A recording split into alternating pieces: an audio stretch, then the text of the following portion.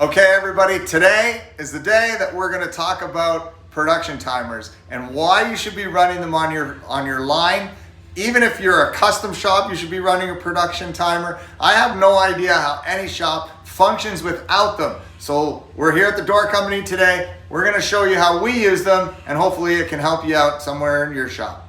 From the main screen of Kaizenify, this is the production timer we use. I don't know of another one, so we'll show you how we use this one, and you figure it out for your own factory. So this is the production timer. So this time here tells the operator how long they've been working on something. This timer here tells you your average time per piece that you're working on. And then you get a best time, a worst time, and then it counts how many pieces and what your cycle time is. Now, the cool part about this one is the screen will turn red, green, or yellow depending on whether or not you're on track with what you program it.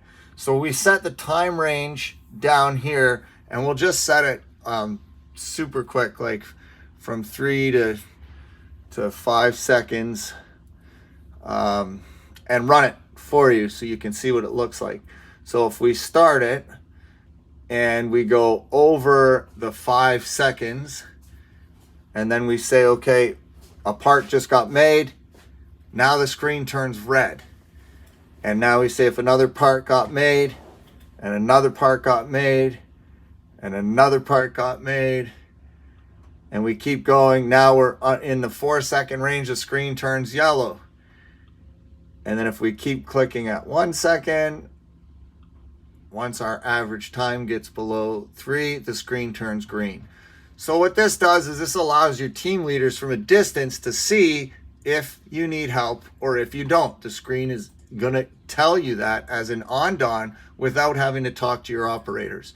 So this is the actual screen and how to program it and how it works. But let's go out on the shop floor and I'll show you how we use them.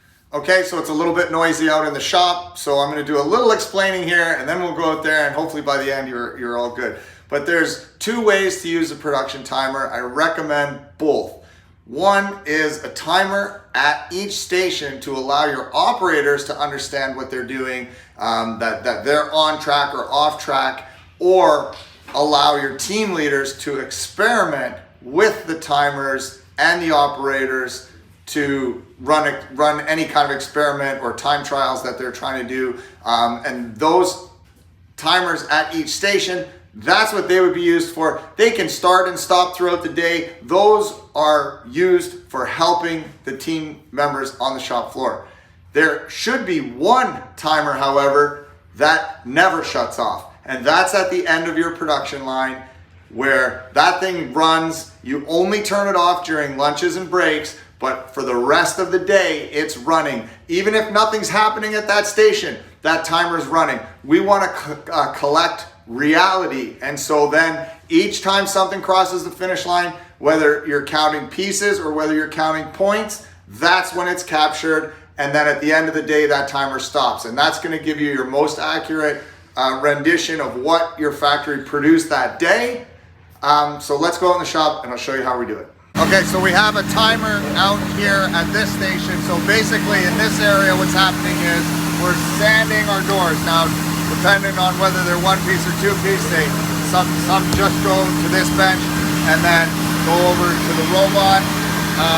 But for the most part, we want the operators to understand how long they're spending on each door so they know if they're off track. That could be an indicator of that. Maybe we're getting some defects off the CNC machine. If we know we can do this door in a minute, then, and it's taking longer than that, we're aware of it because it's right in front of us and we can go get some quality of the sort. So that timer is right here. And you can see average time, minute 57. So the screen is green. The team leader knows what's going on. These people are operating within a good time. Nothing needs to happen here. Now, if we wanted to run some experiments on some different doors or a different process or something, we can choose to reset this timer and run it again and just watch it. So again, this timer that's out on the shop floor at this station is just used for the operator's awareness, not necessarily tracking data.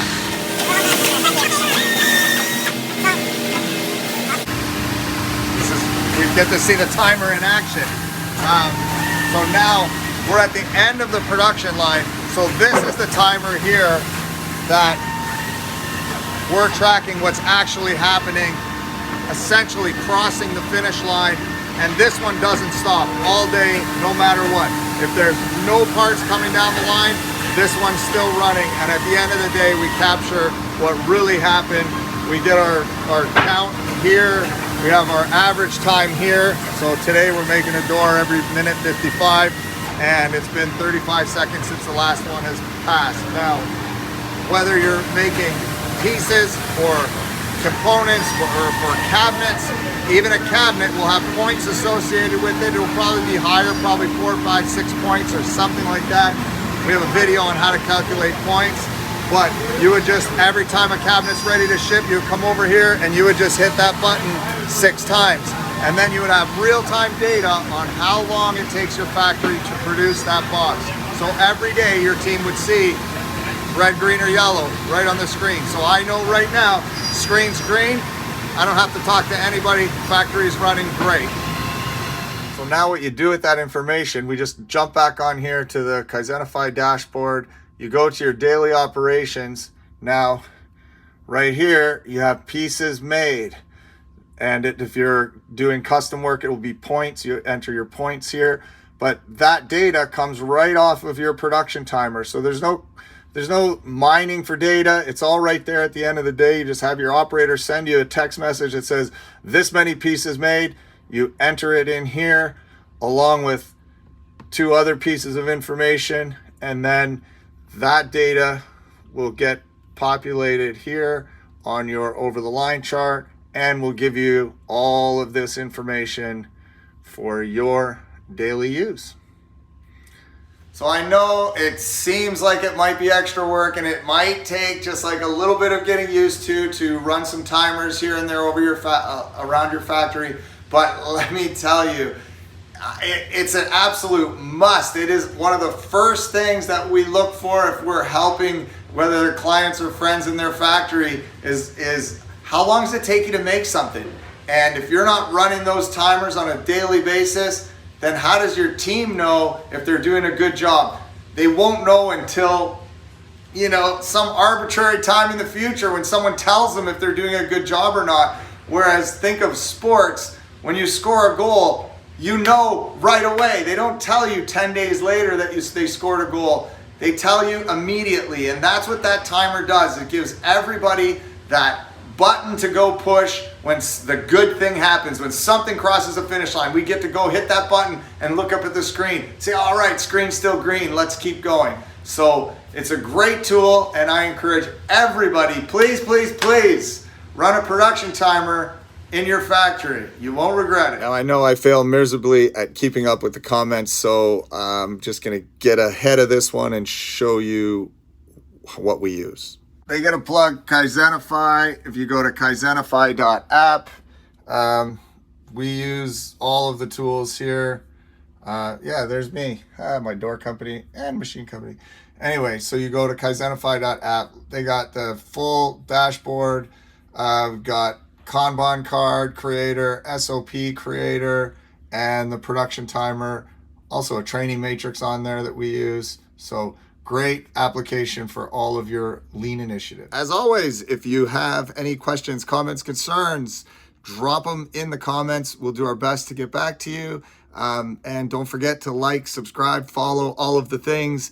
And if you keep liking the videos, we'll keep making them.